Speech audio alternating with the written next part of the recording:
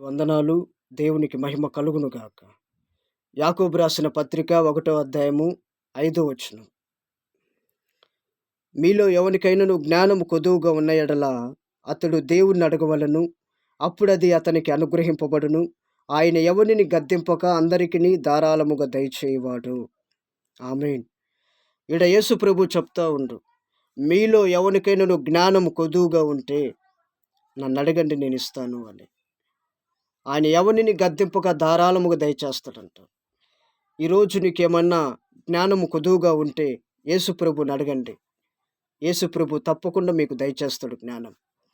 కుటుంబాన్ని చూసుకునే జ్ఞానాన్ని, కుటుంబాన్ని నడిపించుకునే జ్ఞానాన్ని, ఎవరితో ఎలా మాట్లాడాలి, ఎలా ప్రవర్తించాలి, ఎలా నడవాలి అనే జ్ఞానాన్ని దేవుడు యేసు ప్రభు మనకు దయచేస్తాడు.